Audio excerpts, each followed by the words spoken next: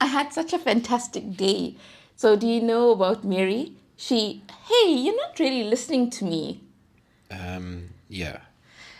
So, I'm sure that you've been in situations like this where you are talking and the person isn't actually listening to you. Or maybe somebody's talking to you and you aren't actually listening to them. I know that we are both guilty of doing both. Now, what does it actually take to be a good listener? Well, we aren't pros at all, just normal people learning as we go along. But listening is an active process. Do you know what we mean by that? See, I don't think you're really listening right now. Trying to put my phone away in my pocket. Okay. Yeah, sorry, what did you say? That's Listening is an active process, meaning that one big thing when you're listening to somebody is just do put your phones away, do put the laptop away, because so often people can even go out for a meal and the person is chatting to them and they're busy scrolling through their phone. Yeah, this even happens when you're on holiday and you will see people, they've got gorgeous surroundings and people will be on their phone. I just think you don't want to miss out on the latest news or business or what's happening with other people. I mean, for example, you have so many WhatsApp groups. So I think it's very difficult for people to be good listeners because we have so much information around us that it's quite easy to be distracted.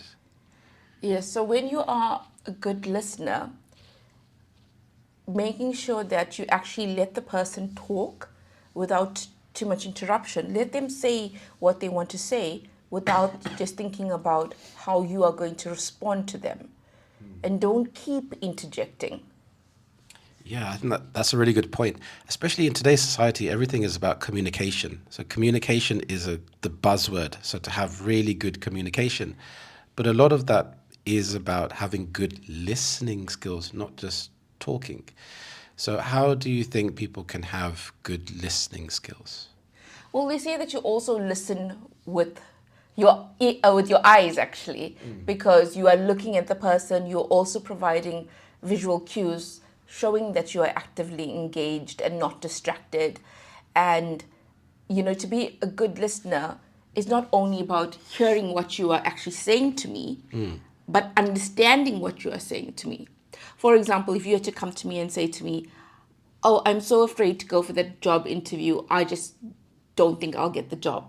Instead of me just saying, "Oh, don't worry, you'll be fine," Yeah.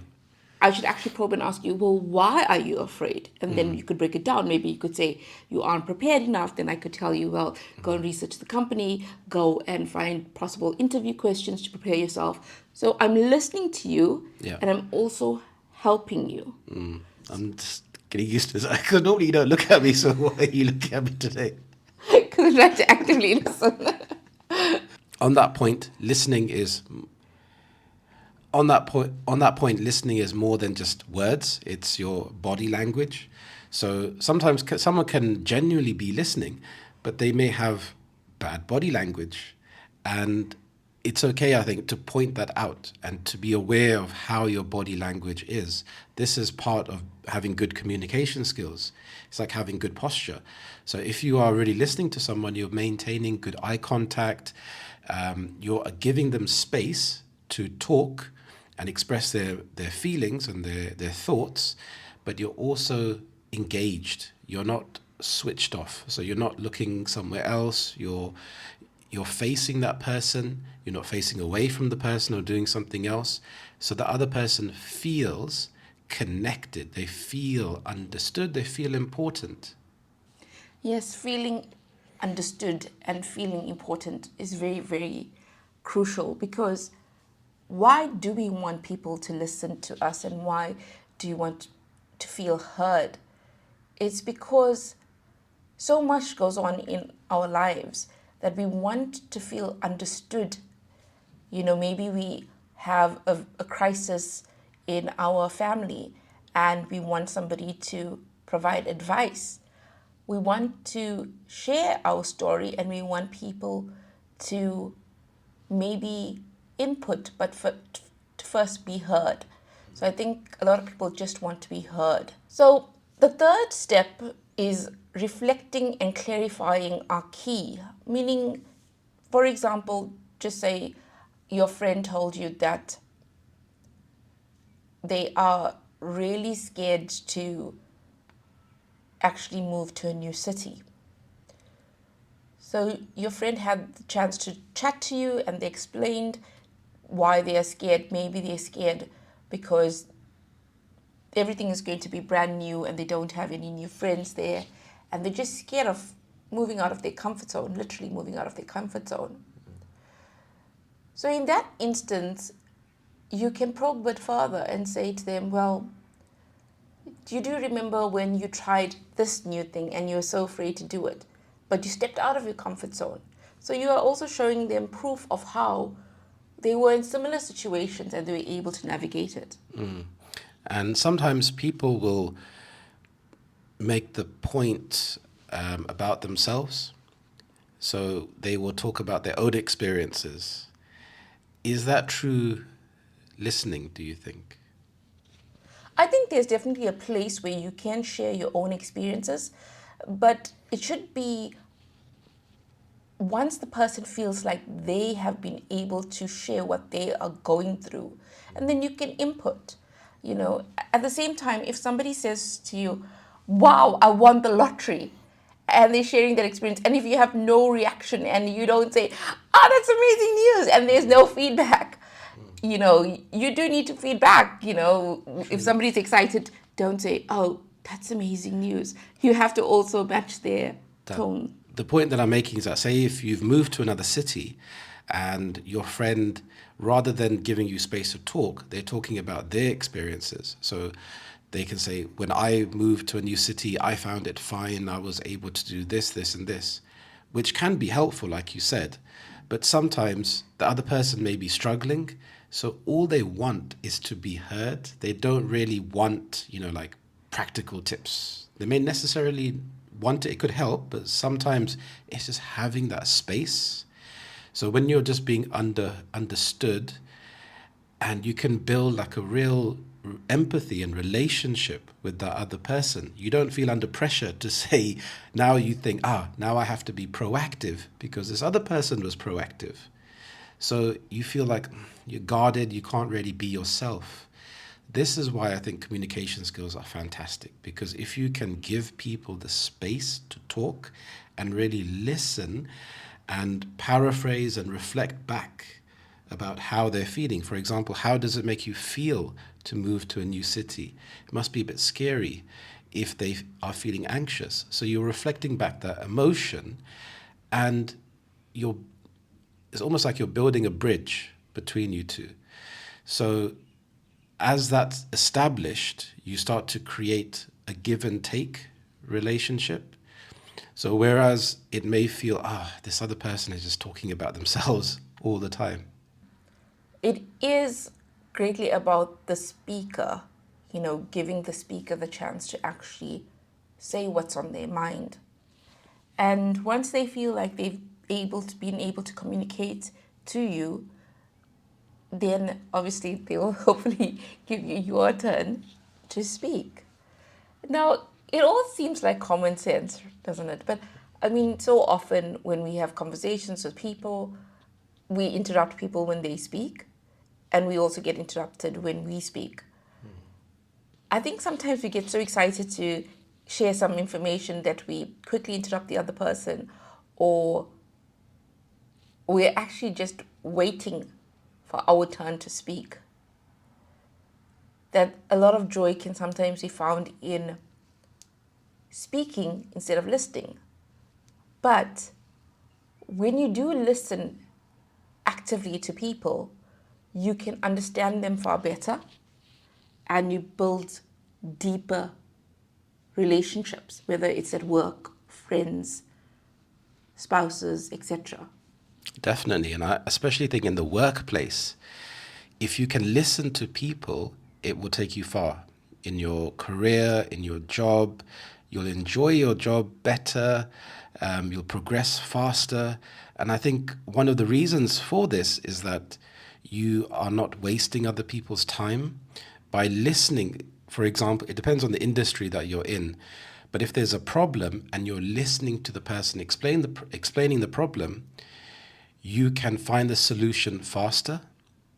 You can understand their needs better, so you can satisfy them faster. You can solve the problem, basically.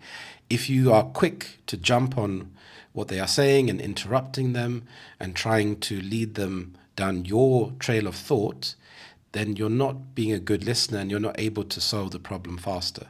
So I think in the workplace, being a good listener, having good empathy is really good. For example, if someone asks you a question and you say to them, "Oh, that's an interesting question," that is like a compliment. And that person will feel good. Oh, yeah, I'm an interesting person because I asked this interesting question. So you're reflecting back, you're giving them space to talk, and you're building a genuine conversation. It's not selfish. Obviously, I think you have to understand that, because people can abuse this. If you're a good listener, people will know this and come to you all the time and offload onto you. What do you think about that? Yeah, I think it can be dangerous when people offload too much, and it's not reciprocated where you can't be the speaker and they are then the listener. If they only come to you so that they can be heard, but you don't even have the space to be heard by them. So that can be a bit tricky. And I think also when you're a boss and a colleague comes to you and speaks to you, sometimes you can be so quick to defend yourself. Like if they say, "I'm unhappy with this, this is what happened." But instead of being quick to defend yourself, really, really listen to what they have to say and see if there is truth in it, or see how they could have possibly understood the situation to be that way. Really also have empathy when you are listening to people. I think having empathy is such a huge thing. Yeah, you made a really good point, because it could be criticism and people react badly to criticism. But by actually, if it's a person who knows what they're talking about and is able to offer that feedback, and if you can listen, it can be very helpful. So in the short term, it will be painful to listen to, but in the long term, you can grow as a person. Yes, I think hearing criticism, it's often painful. I mean, who wants to hear something bad about themselves, you know? We are like almost programmed to only want to receive positive feedback and not negative feedback. So it is hard to hear criticism, but actually look at what the person is trying to tell you. Don't actually, if somebody says, "Okay, this is what you did poorly in your job," think about it carefully. Are they also giving possible suggestions on how you can improve? Instead of focusing on what you didn't do so well, maybe look at the solution and try to ask them about the solution and listen to the solution instead of fixating on what they saw as a way that you could improve.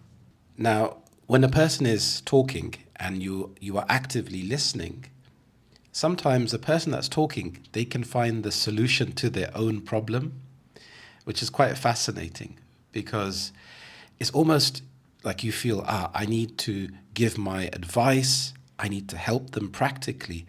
But as the person is just talking through what's going on with them, they often find their own solution, and then they're thankful to you just by listening. So, you're reflecting back, and especially we spoke about body language. I think this all helps because they have someone who is giving them undivided attention.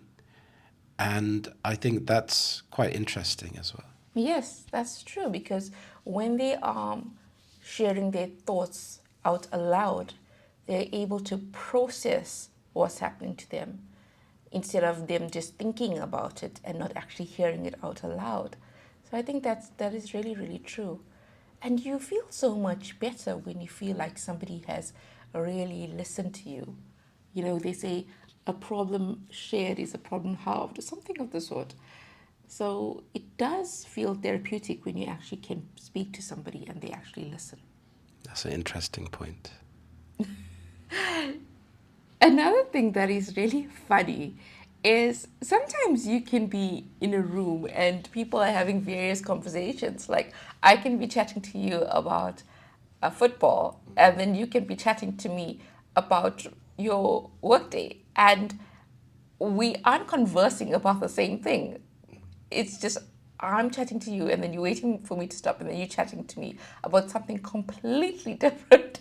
So that's quite, it's quite strange when you actually think about it, that it does happen. Yeah, I think it depends about the dynamics of the situation that you're in. You may be at a party and there may be lots of conversations going on at the same time. So I think it depends about the context. You know, if you have a real problem or you're just talking, and it's more about being in that space and having good energy. So it's important as well not to be too offended if you think, this person is not really listening to me, because it depends on the context. If you had a one-on-one conversation with them and they were doing the same thing, then it would be a bit strange. But in a large social gathering, I think it's just normal, because it's more about the energy rather than necessarily about what you're actually saying. Yes. But I think don't look zoned out if somebody is talking to you. Put away your phone or your laptop when somebody's chatting to you. Give them the time and space to actually be heard. And if they are somebody who respects you, then they will do the same for you. So let us know, what do you think are some of the best ways to become a good listener? Like we said, we are still here learning, or we are just normal people trying to figure things out as well. Do comment below with the word listen if you've reached this point, and do like, share, and subscribe. Thank you so much for watching. Until next time. Bye bye. Bye-bye.